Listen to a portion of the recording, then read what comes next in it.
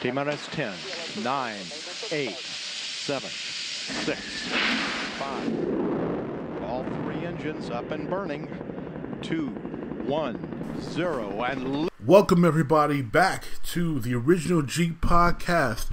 We are your hosts, Rockinmrmagic, Unique DNA, Mighty TP. This is the original Jeek podcast. Gang. I don't see no competition in my face. If we do, then we just move them out the way. I don't even need no money in my face. Hold on. Give me the money when I finish with the gang. What's good, Jeek Nation? It's your boy Rockinmrmagic here. I'm glad to be bringing you the podcast tonight. And we're going to get right into it, y'all, because I'm mad. I'm still mad.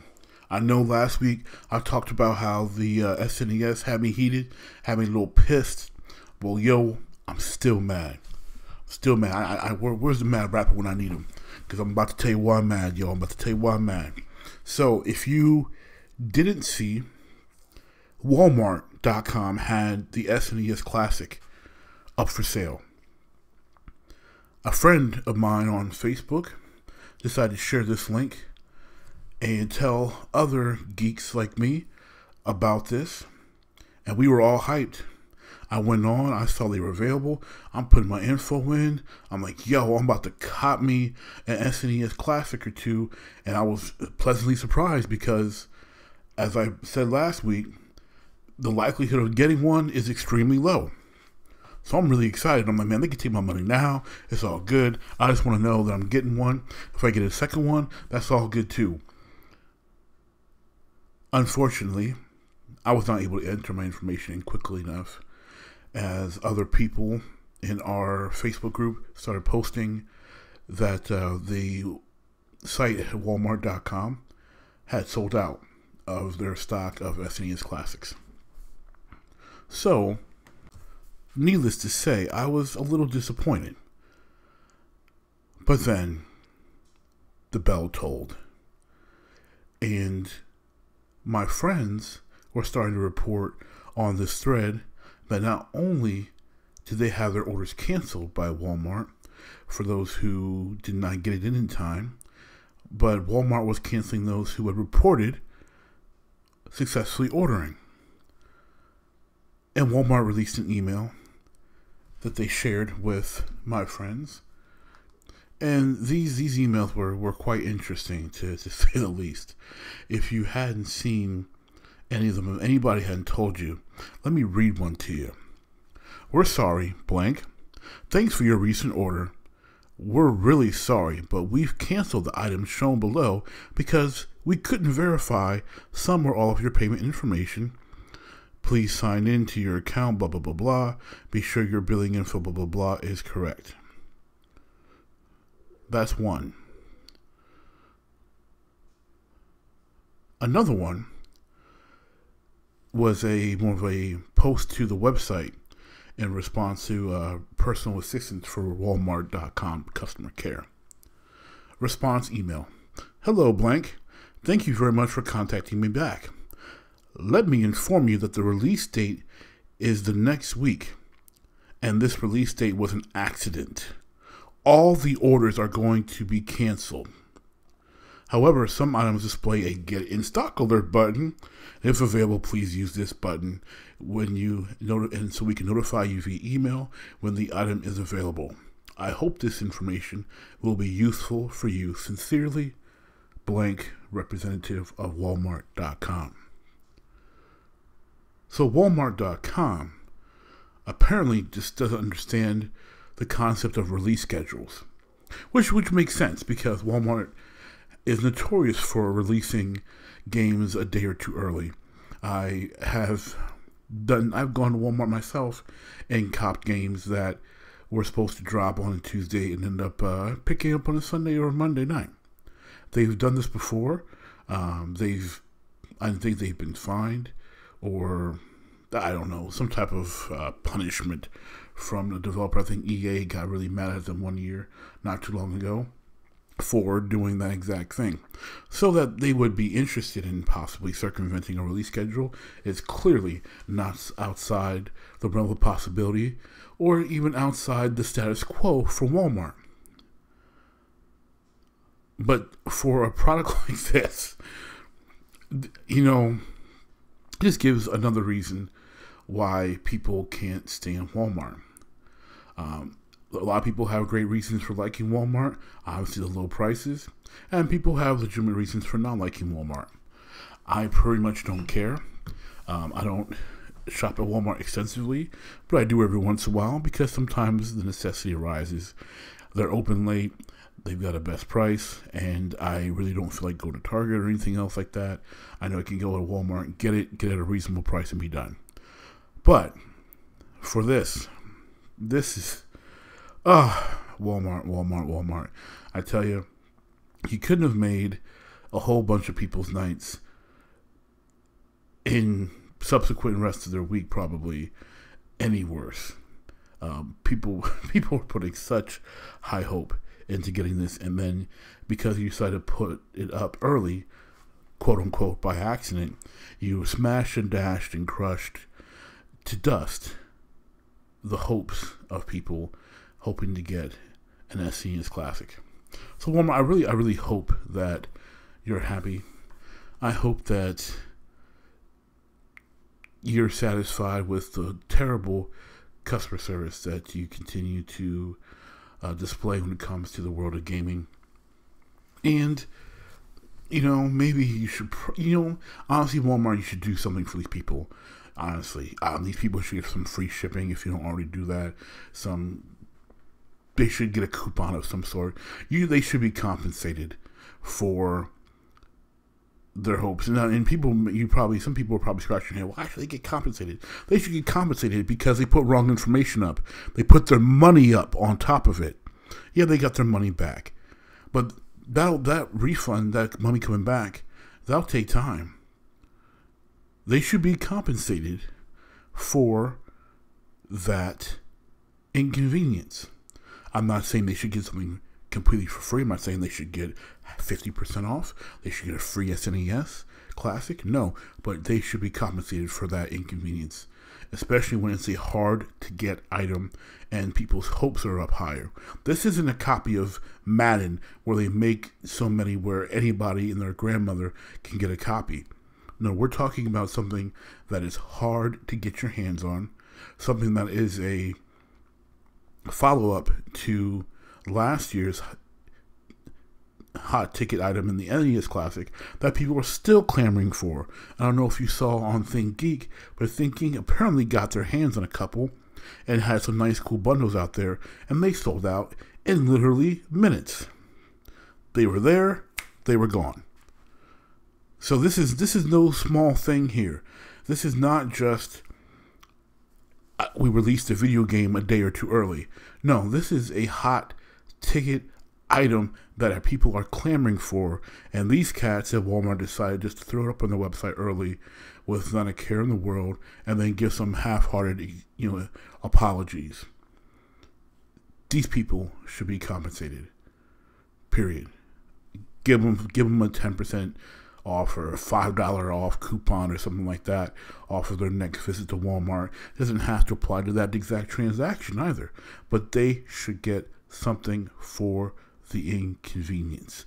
Those who ordered, those who had placed an order that was deemed successful, they had their hopes up, those people should get some sort of compensation. Now, on to more pleasant news. I don't know if you've seen any of these trailers, but two trailers really jumped out to me lately that I wanted to talk about today. First is the trailer for Ready Player One. This trailer looks amazing. Spielberg looks like he's on top of his game, and I am extremely excited for this film in 2018. First and foremost, if you're a Jeek and you're listening to this and you haven't read the book, one, there's something wrong with you. Two, get the book. Three, read the book. Read it. read it, read it, read it. Read Ready Player One. And then see the film in 2018.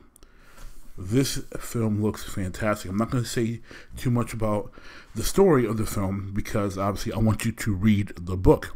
But some of the shots from previous films that Spielberg's been involved in, iconic films, Tron looking, life cycle style, the Iron Giant making a nice little appearance, the DeLorean from Back to the Future, and just what looks like amazing, CG and animation there.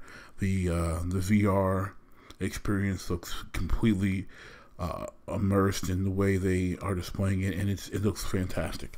I'm so hyped for this film. You have no idea how hyped I am for this film. But again, if you haven't read the book, read it first. You're not going to be disappointed. Even if you don't see the film, read the book.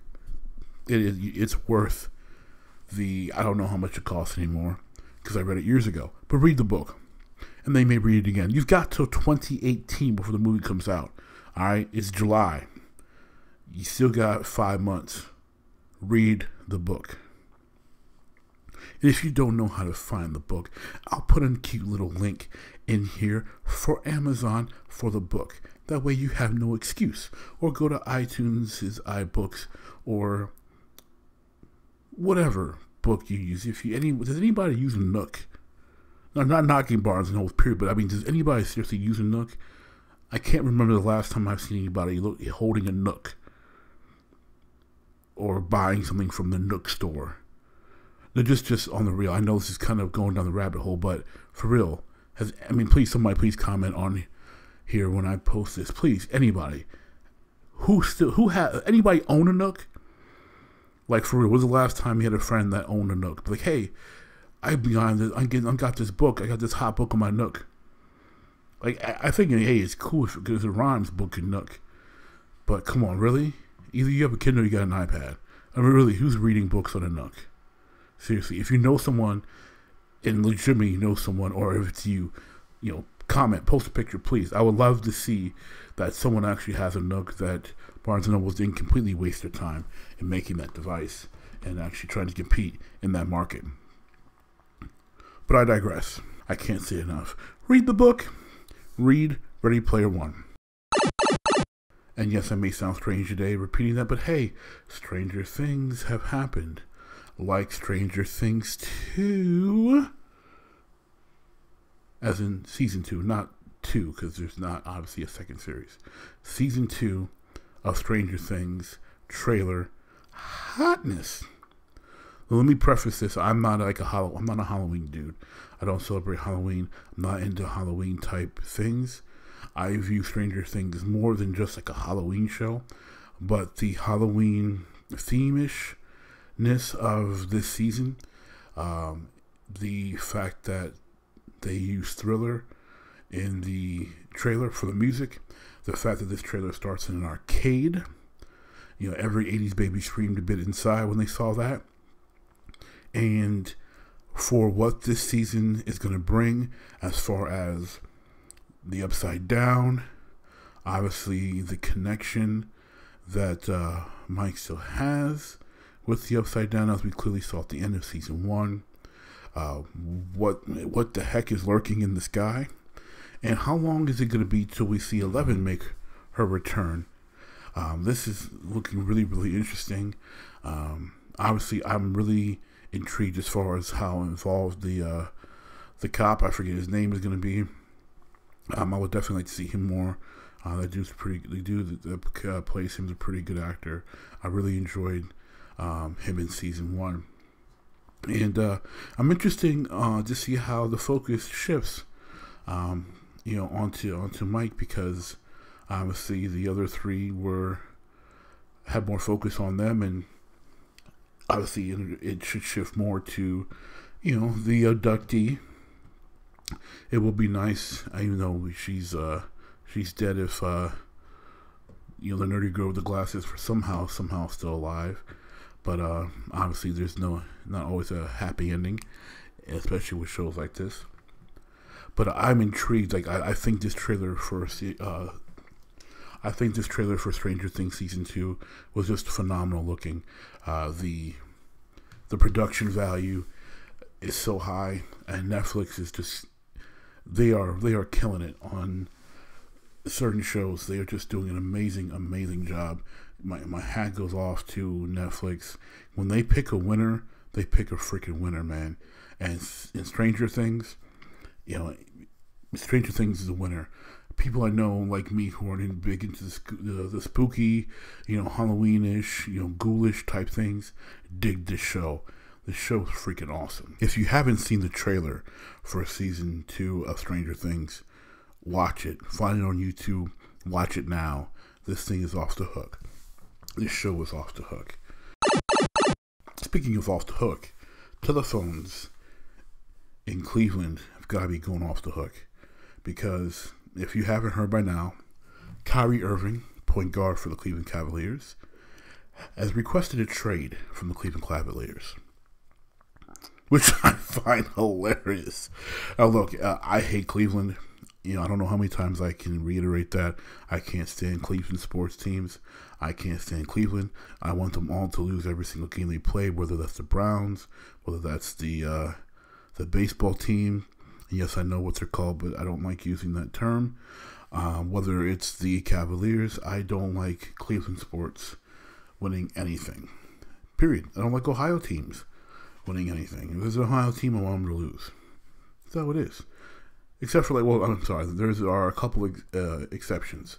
When it comes to college sports, I actually happen to like the Dayton Flyers, and I actually happen to like Xavier. So aside from those two schools, anything professional, especially when it comes to the state of Ohio, they could lose every game, and I would I cheer for that. I root for them to lose every single game that they play, because I want them to wallow where they belong, at the bottom of every major sports league out there, period. Cleveland, Ohio belongs at the bottom, because that's where Cleveland is. That's where Ohio is, at the bottom of the great state of Michigan. But again, Kyrie Irving has tossed Cleveland Cavaliers on their ear by requesting a trade to either the San Antonio Spurs, the New York Knicks, the Miami Heat, or the Minnesota Timberwolves. Now first, before anybody thinks I'm going to get into this whole thing that you may have been watching on TV about Kyrie and LeBron, LeBron and Kyrie, Kyrie, LeBron, LeBron, Kyrie, Kyrie said this, LeBron said this, LeBron said it ain't true, Stephen A. Smith said it's true, I heard it, and my sources are good, and this and that. I don't care. There's enough of that. I might go into it at a different time, but honestly, there's enough of that coverage going on right now. I actually want to look at the basketball aspects of this request, and I think they suck for Kyrie Irving, because I don't think Kyrie Irving is a fantastic fit for any of these locations.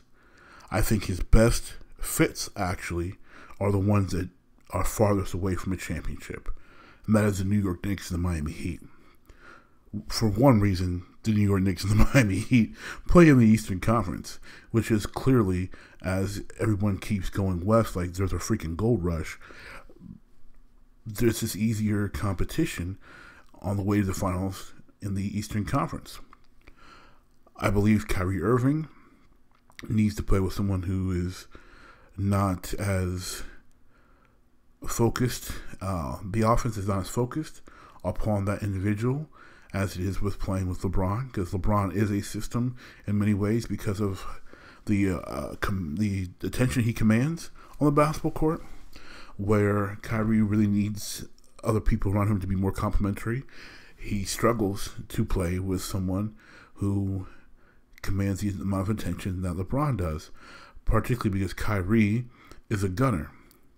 Kyrie shoots the ball a lot because Kyrie likes to score. That's what he does. That's what he does best. He's a scorer. I think obviously as a point guard, he has the ability to do point guard traditional things like distribute, but that's not his forte. He's a scorer, a high volume scorer. But looking at basketball-wise, New York and Miami make the most sense because they have less people that you have to deal with.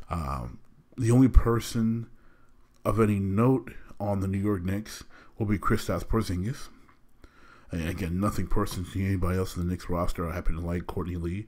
I happen to like the new signee, not new because he played there initially, but new signee because he was in Atlanta, Tim Hardaway Jr. They happen to have a couple players I happen to like, but these guys are not top-level players. These guys aren't all-stars. These guys are role players, complementary pieces. Kristaps Porzingis is the only person on the team of star potential. And Kristaps Porzingis would be the person that could possibly get in the way, quote-unquote, of Kyrie Irving being the man, because that is something that he wants to be. He wants to be the man. He wants to get the credit. He wants to be the driving force behind the success of a franchise and not somebody's Robin, somebody's sidekick. He wants to be that dude. And competitors want to be that dude. Now, it comes to a point in a career as an athlete, whether you rise if you are that dude, or if you are a role player, or a very, very good player. But sometimes you have to understand that for not just the team's success, but ultimately impacting your success, you have to take a step back and say, you know what, I'm not that dude. And, I mean, Kyrie's a young guy. I mean, what is he, 24, 25 years old? And he only played that 1 year at Duke, and, I mean, he played like 6 games before he got hurt? And they ended up being a number 1 overall pick. I mean, the guy's extremely young. So, he obviously has a mindset that says, you know, that I can be that guy. However, I would remind people of the greats and the highly talented players who sacrificed because they realized that they weren't that dude. And they did that for basketball reasons. I just don't think Kyrie is that dude. But for him to be that dude and to have the path of less resistance from his teammates, New York and Miami make the most sense. Again, Kristaps in New York, and in Miami, we're talking about Hassan Whiteside, who can score, who can put up numbers, but Hassan Whiteside's scoring is pretty much dunks, short post moves. That's how he's going to get his buckets. He's not obviously an offensive juggernaut when it comes to an array of moves, but he's highly athletic. He's extremely adept on the defensive end, and if he's on his game, he could be arguably the best big man in pro basketball right now. So you have 2 big men, one who plays more of a tall, mobile big man, more of a. I don't want to compare Porzingis to Dirk Nowitzki just because Dirk is on another level, career-wise, obviously compared to Kristaps, but style-wise, a couple European players, he likes to shoot the ball outside. He takes it inside a lot more than Dirk, but Kristaps that's the closest comparison I can really make to him that reflects to his potential. I'd say just playing style, he plays very similar to the way Andrea Bargnani did, but Bargnani was a bust, and Kristaps at this time is not. So I would more want to say playing kind of like Bargnani, but obviously different, has that star potential. And Whiteside, Whiteside's just he's a heck of a force. That's an athletic dude, tall, can run the court, just rip shots out of the air. He's gonna be he's focused. He's on his game. He's a consistent double. He's 15 and 12 every night, plus 4 blocks. He's a anchor that you want down low. Very throwback in a lot of ways. It's Hassan Whiteside. Probably one of the reasons why I like watching him play. He's just a really, really good big man. If he could develop himself additionally, maybe to stretch himself out to 15 to 17 feet, just to when they need the spacing, especially if he ends up playing with Kyrie in Miami. Kyrie is going to need time where he can attack the basket because he does like to score in the paint.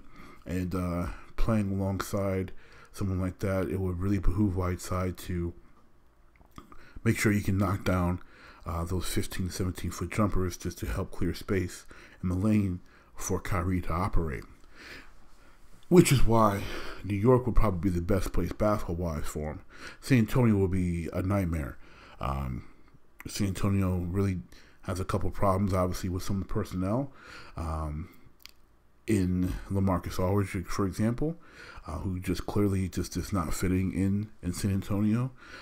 Someone who needs the ball in his hands to get it and catch it in advantageous places to be effective.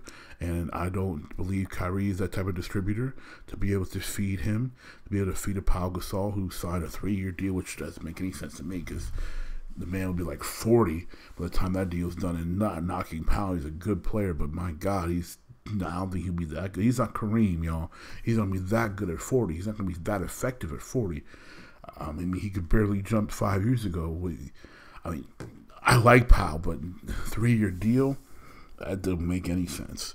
And I don't think Kyrie can feed him properly. I don't think he can feed Kawhi in the proper. That would be tough to deal with. Saying both their names, Kyrie, Kawhi. That is another reason why I don't work in San Antonio. Too many K names. I don't see it being advantageous. I don't see Danny Green being able to get his rhythm shots off because Kyrie's over dribbling and trying to do his thing. Obviously, pieces have to move to make that work. Patty Mills would probably have to go to Cleveland. I'm not even sure who I would try to package in a deal that would make it worth it for San Antonio in my eyes. I don't see it being worth it for San Antonio in my eyes, just because I just don't think Kyrie Irving fits in that system. I know he respects Pop a lot. Obviously, he's been around Pop because of playing for the United States, and I think it's awesome that he wants to play for a top-flight coach of the level of Coach Greg Popovich. I just don't think logistically, basketball-wise, it makes sense with the roster they have there, and I don't think he can be the type of point guard they need. I don't think he can facilitate that way. It's not his game. Also, I don't think he commits enough to the defensive end to make it worth for him to be in San Antonio. These guys play defense.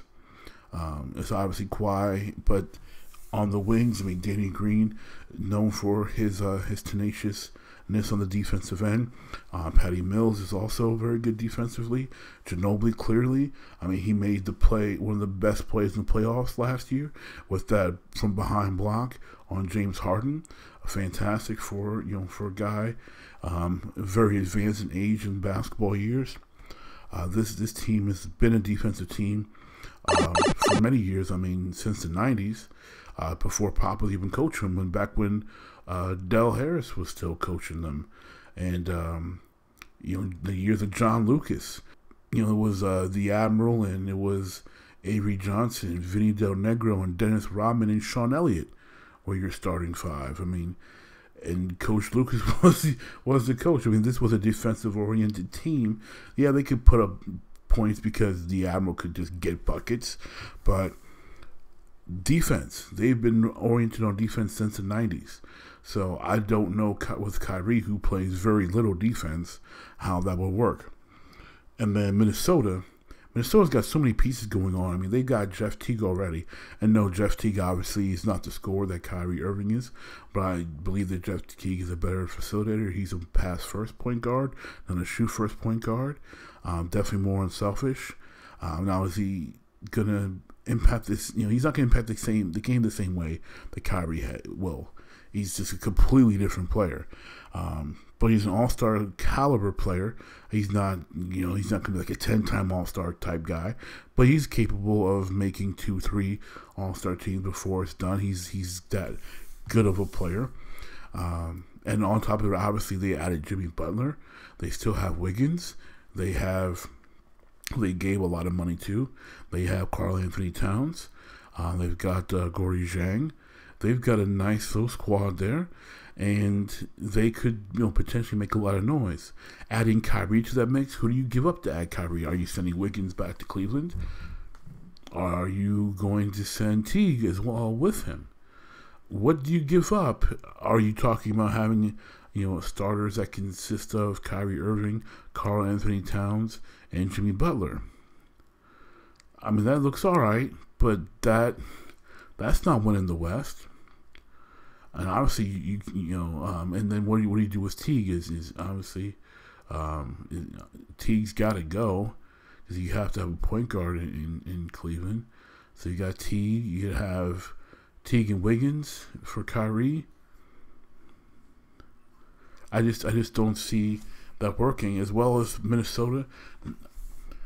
I just, they're not a franchise that's been there. I mean, they made one Western Conference final in 2004 with when KG Spreewell and Sammy Cassell were there, and they were good, but I never thought they were championship material. They had two really good players, a Hall of Famer. Guy was building a career, cementing that Casey, he's going to be Hall of Famer. An All-Star in Sam Cassell, a two-time champion in Sam Cassell, a guy who knows what it takes to get it done, and was very experienced and really elevated that squad. Sammy running the point really made a huge difference in how the Timberwolves just went about business, because beforehand we're talking about Chauncey Billups, we're talking about Troy Hudson, and nothing against Chauncey. I love Chauncey. Honestly, he showed he had what it took that same year, for the Piston. But he was someone that was in that point guard rotation there in Minnesota between him, Terrell Brandon, and Troy Hudson. Recycling in that point guard role there. They just couldn't find someone to run the point guard effectively for them. And obviously, prior to them, Stephon Marbury, before they traded him. So between Steph, Terrell Brandon, Chauncey, Troy Hudson, you got a carousel at the point guard position for those Timberwolves, and Sam Cassell really solidified things for their franchise and taking them as far as they've ever gone to the conference finals. With Coach Thibodeau and his hard-nosed, defensive-first approach, I really have even with that, I have a hard time seeing the Timberwolves with Kyrie Irving on it, especially being on that successful. They'll put up points. Yeah, him, Jimmy Buckets, Karl Anthony Towns, that's a lot of talent, especially on the offensive side. A lot of firepower. Again, can Kyrie exist in a defensive situation with Coach Tibbs? Coach Tibbs, especially because he works his players hard. Some people blame Coach Thibodeau and his his grinding practices and the grueling nature and the intensity to the fact that not to the fact, I should say, but they have the opinion that that's why the bodies of Joakim Noah and Derrick Rose are so broken right now, because they feel that Coach Thibodeau ran them into the ground. And that could be so, it could be not, but there's definitely signs to point towards that, because those were your most important players in Chicago outside of Luol Deng, and they're pretty broken. And those guys were injured often, and they would come back and they would play with that same intensity, and they end up hurt again. And with the level of intensity and the amount of practice that they had to do under Coach Thibodeau, there's definitely a direct correlation. You can't, say obviously that he's the direct cause, because some people, unfortunately, are a little more fragile than others when it comes to their bodies. Gronkowski's a fragile guy. He gets hurt often. But obviously he's really talented. He can play. It's not that he doesn't want to play. It's this guy's often hurt. And you had guys like, tight ends like, Shane Sharp and Tony Gonzalez, guys who rarely ever miss games and almost never hurt. Then you have other great players in sports like Kellen Winslow Sr., who was like hurt every third play. But the guy was an amazing tight end. So, there's no direct cause between the coach. I should say direct cause, but there's no direct correlation, I should say, between Coach Thibodeau's style that we can extrapolate without a shadow of a doubt. But there is a possibility. We just can't prove a direct cause from the level of stress and intensity upon those practices. But I am personally of the thought that the high intensity did contribute to a negative impact on the health of Derrick Rose and Joakim Noah. And because Kyrie again, rarely plays any defense. I don't see him fitting in with whatever Coach Thibodeau wants to implement. I don't think he has the intensity level, even. He just seems to be like, his expressions, unless he's like smiling and happy, he just seems to be very sleepy. Almost Tracy McGrady-like, and not that he's disinterested, but he's just cool. He's just chilling. He seems to have a low-key, sleepy demeanor. Unless he's smiling and happy, he's just Kyrie. I don't think that flies for Coach Thibodeau. You can't give the amount of defensive effort that's required to play the level of defense that Coach Thibodeau or Coach Popovich coach. You can't do that with that type of sleepy approach. You've got to be. It requires a lot of intensity. It's a high intensity game plans that they do defensively. You've got to be awake. You've got to be alert. You've got to move. You've got to have something more than just a chilling demeanor. And some people, speaking of chilling, need to chill, because I personally can't stand talking about this guy, but I have to talk about this guy a little bit, and that is LaVar Ball. LaVar Ball, recently coaching his AAU team, Big Ballers, witnessed a foul called against one of his players, reaching in foul, grabbing foul, and Mr. Ball did not like the call. Mr. Ball subsequently received a technical foul, and Mr. Ball decided at that point that he was going to leave, and he was going to take all his players with him. Subsequently, Mr. Ball and his Big Ballers forfeited this game because LaVar Ball didn't like a foul call. Really? Really? It's a foul call. Last I checked, this is the game of basketball. And unfortunately, for all of us who have played the game of basketball on any level, but especially those who have played at high levels, if you have played highly competitive AAU basketball, if you've played for your state championship or even district championships, if you played college ball, if you played pro overseas, or even in the NBA, you clearly are aware that officials make bad calls. It's part of the game. It sucks. It's terrible. And especially if that game costs you the game, you get infuriated to no end. But it's a part of the game, and it's expected, and you've been experiencing it if you are involved in the game, whether playing or coaching, all the time. If you're a person who loves the game, is intense in the game of basketball, like I am, for virtually my entire life, you have seen countless bad calls that either went for you or against you. Generally, obviously, the ones that impact us the most go against us. But you have seen a myriad of terrible calls. But does that mean you walk off? Does that mean you walk off the court and take a forfeit? Really? You're gonna quit because you got a technical foul because you argued a call with a referee? What are you saying to your players, man? Seriously, what are you saying to your players? That it's okay just to walk away because you didn't like something?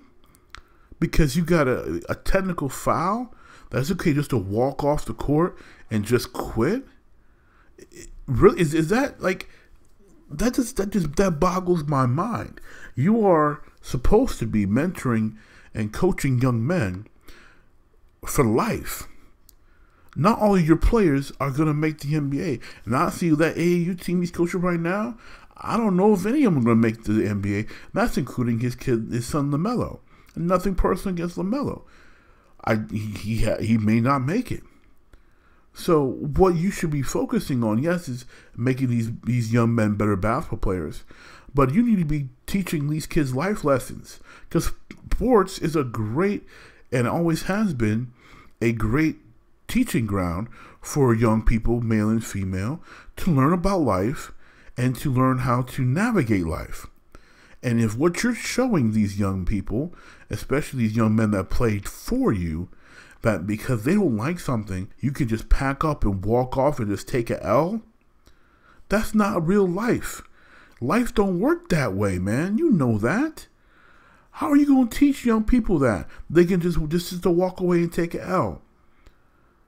And they can't just do that in real life. They can't go to a job and be like, boss, Mr. Supervisor, I'm not feeling, this or that, or I'm not with this whole, got to come in on time, or I'm not okay with, having my calls listened to because I work at a call center, and this score is not fair. I'm just going to leave. I'm just going to walk off.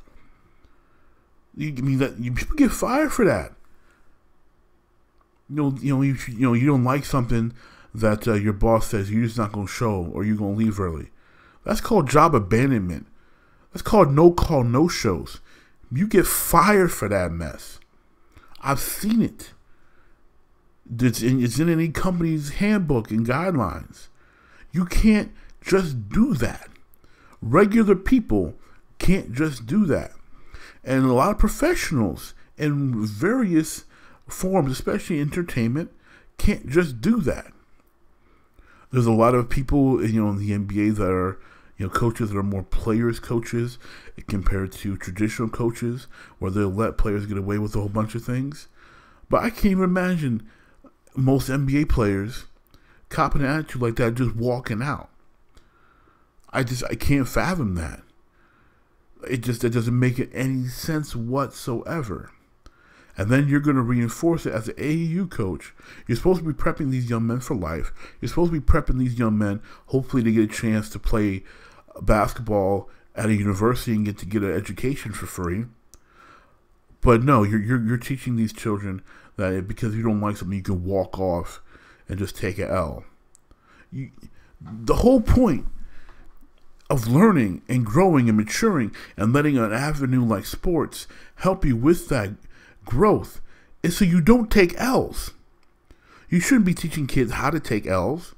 You should be teaching kids how to avoid them, how to get wins, how to use what the skills that they've learned, the teammate relationships that they've built, and how to work with other people, especially with people you may not even like or get along with, but because you're on a team, you have a common goal, you work together and you achieve it. Not throwing a fit and just walking off. And it just makes zero sense to see that being displayed. Now, I know LaVar Ball is not the first nor last coach to do this. But LaVar Ball has put himself in the public spotlight and put himself in the light for scrutiny. Because I'm sure there's other coaches who are doing the exact same garbage, and they deserve the exact same criticism that I'm dishing right now towards LaVar Ball. The difference is those cats don't have, sons that are either as high profile, or they're not doing what LaVar Ball is doing to boast themselves in his brand, and they don't have cameras following them around the way LaVar Ball does. So I'm not going to act or, pretend that LaVar Ball is unique in his actions, because he's not.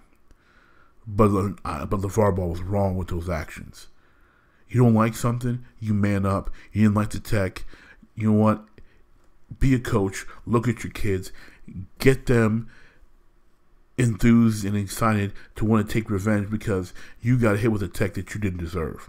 That your player got hit with a foul he didn't deserve. Get them excited to go out there and take that on the opposing team, not walk off the court. So that's all I'm saying about that, because I'm going to get real mad and I'm going to go too long on this topic because it's really, it drives me nuts. So I want to end this pod on a more positive note, a more kinder note, because it's clear that I don't like LaVar Ball. I've made it clear I don't like LaVar Ball. You can see the memes we posted on Jeek Nation. Not a fan of LaVar Ball. Don't hate the man, just not a fan. Don't agree with a lot of the tactics he's taken. But I do want to say this. There's an unsung hero in the Ball family saga, and that is Mrs. Ball. I don't hear people giving Mrs. Ball the credit she deserves for bringing these three boys into the world. Obviously, for being the matriarch of her family, taking care of her family. But most importantly, I just don't hear enough people wishing Mrs. Ball well. If you hadn't heard, there was some, during the tournament especially, there's concerns with Mrs. Ball's health.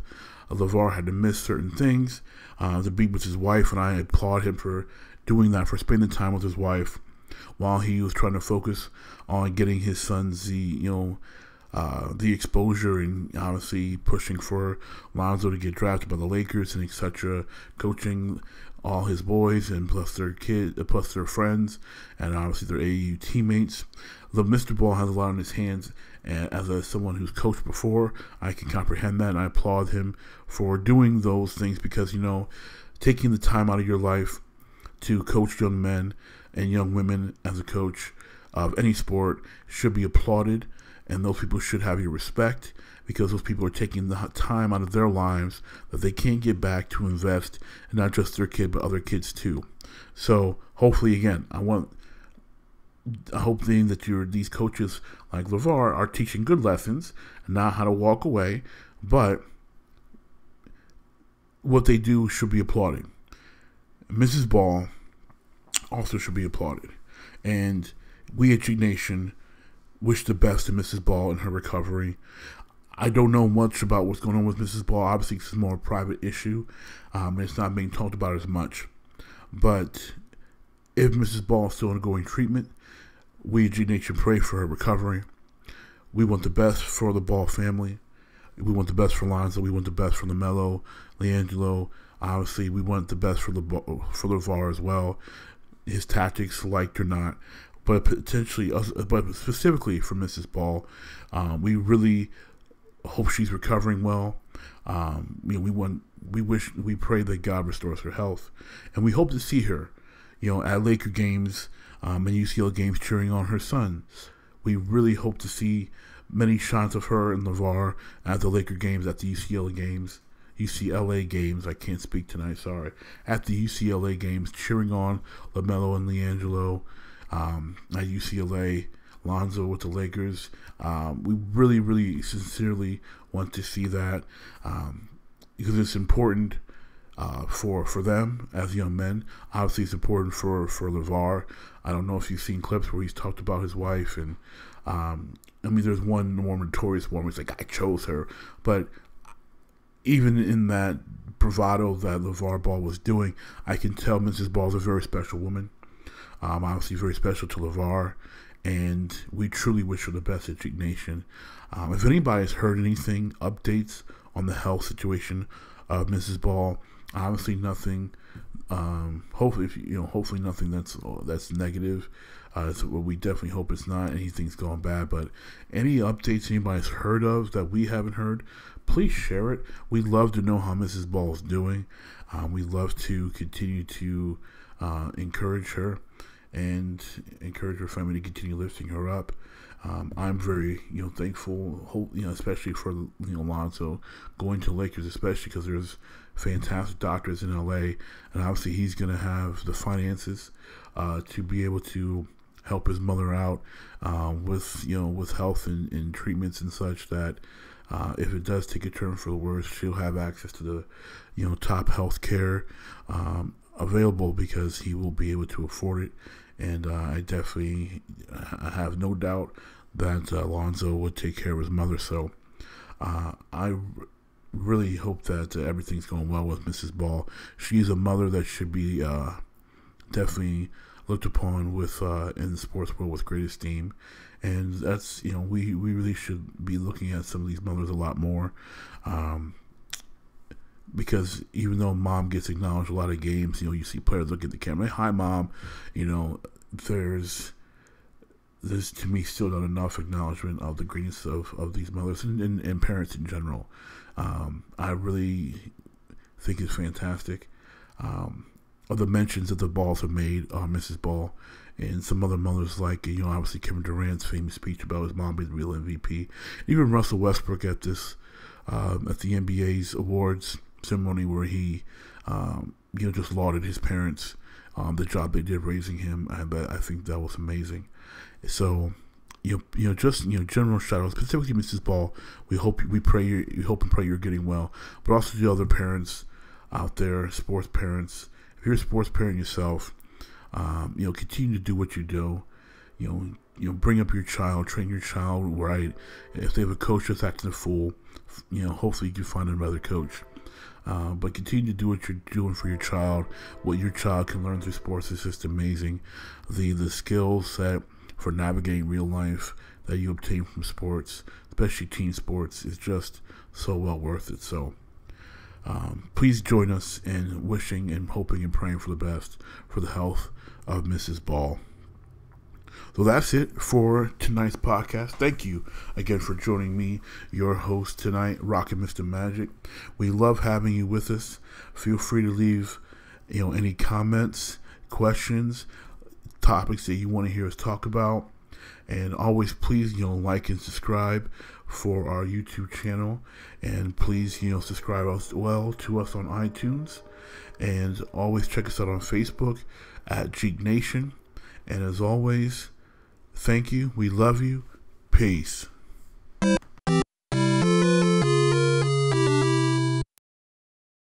Yeah.